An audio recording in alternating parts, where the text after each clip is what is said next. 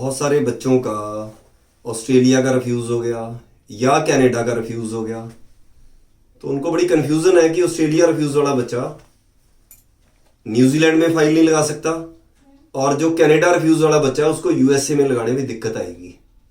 इन चीज़ों को लेके मेरे पास बहुत सारे बच्चों के सवाल आते हैं कि हमने इस कंसल्टेंट से बात की, उस कंसल्टेंट से बात की और मेरे को नहीं समझ आ रही कि मेरी फाइल ये बनेगी या नहीं बनेगी।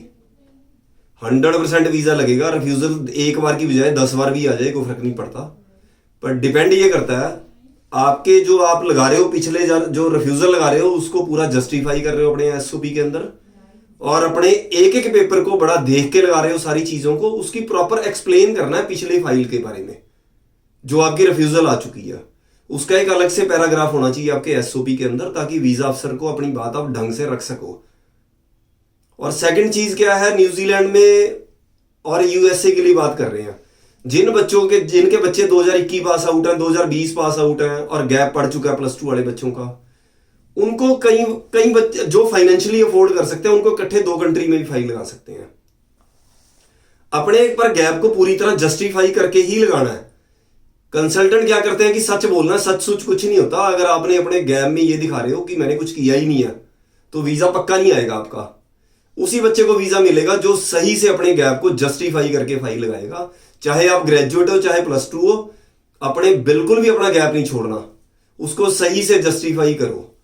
और सेकंड क्या चीज़ है, एक फंड को लेकर बड़ी परेशानी आ रही है न्यूजीलैंड के अंदर।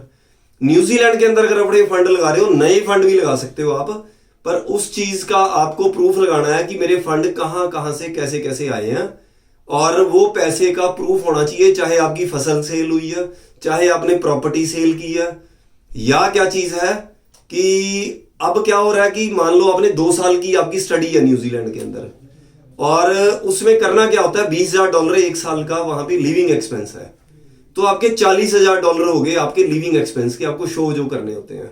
और 2 साल की जो फीस है उसको हम इकट्ठा करेंगे, तो यानी कि जो फीस आपका शो मनी बन जाती है बहुत ज्यादा हो जाती है।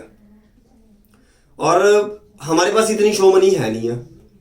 हमने कैसे करना है कि हम आपकी ये दिखाएंगे कि फैमिली की ये आपकी आईटीआर है और ये आपकी एनुअल इनकम आ रही है, आपके अकाउंट में दिखनी चाहिए वो इनकम, चाहे वो एग्रीकल्चर इनकम है चाहे कोई बिजनेस की इनकम है। अगर वो आपके अकाउंट में उसकी एंट्री नजर आ रही हैं तो आप अपनी ये दिखा देते हो कि मेरे पास ये पहले साल के पैसे पड़े हैं।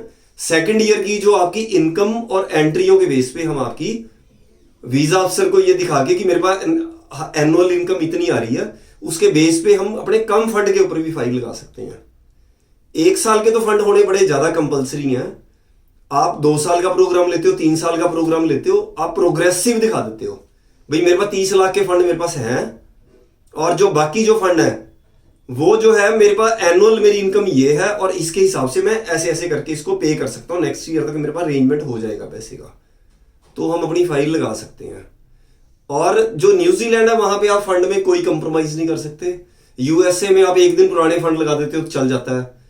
ऑस्ट्रेलिया में भी आप मान लो कोई बहुत ज्यादा इतना इशू नहीं होता फंड्स का, पर जो न्यूजीलैंड में बहुत ज्यादा एक एक एंट्री, एक एक हिसाब देखा जाता है फंड का, तब जाके आपके फंड पास होते हैं। अपने केस को लेके कोई डाउट हो रहा है तो आप नीचे लिखे नंबर पे कॉल करें या हाइक वीजा पे आके मिले। नमस्कार।